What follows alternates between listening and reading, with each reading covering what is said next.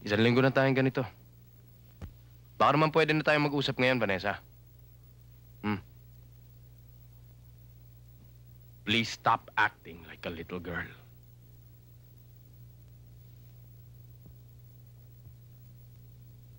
Okay? Bakit ba? Tanungin mo sarili mo! Humarap ka sa akin pagkausap kita! Nung bagong labas ka sa ospital, pinagbigyan kita, pinagpasensyahan kita. Pero ayoko na. Tama na to. Ano ba naging kasalanan ko sa'yo? Pinapalitan mo na ako! Ano? Huwag ka nang tatanggi! Huling-huli kita, Nick! Hindi ito chismis! Ako mismong nakakita, kasama ko pa si Diyosa! Hindi ko iniimbento itong storyang ito! Ikaw at ang ex-girlfriend mo, yung first love mo, huling-huli ko kayong dalawa ni Annie!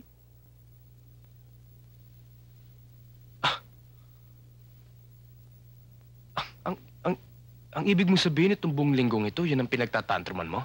Ano pa? Alam mo bang aksidente lang ang pagkikita namin ni Annie ron?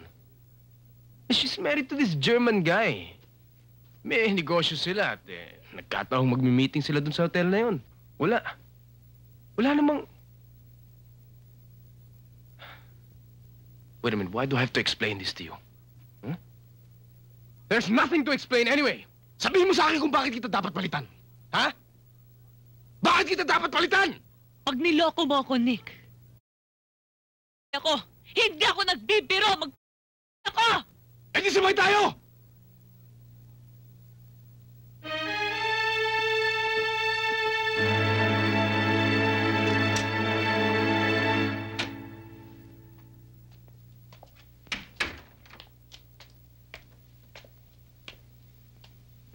Excellent.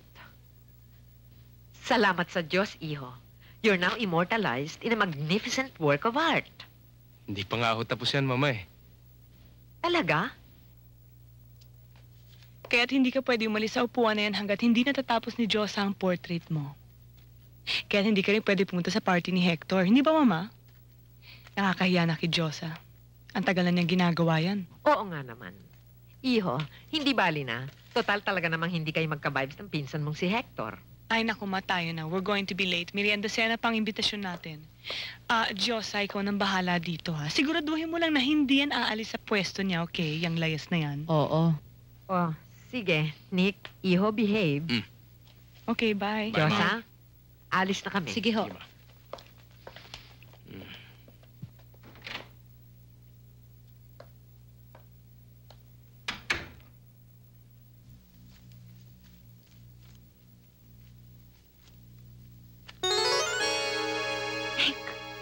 Anong...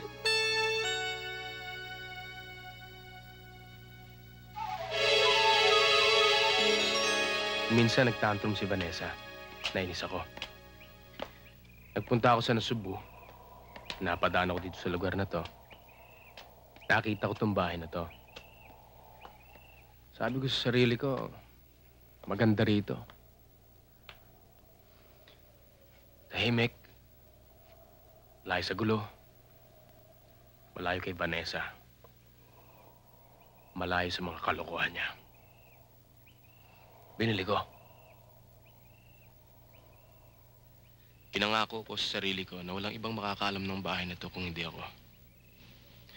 And of course, ikaw. Diyosa, kinumbita kita rito dahil ikaw ang napili ko. Napili mo akong gawing kirita, ganun ba? Hindi sa ganun. Ano pa bang matatawag mo sa ganun?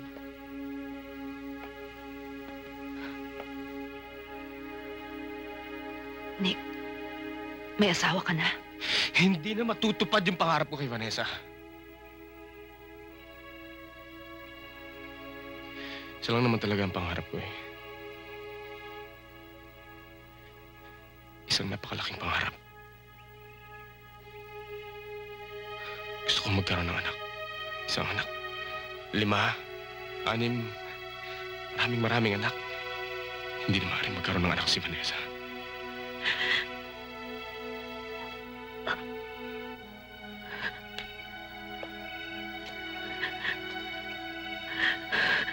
Kailangan kita, Diyosa.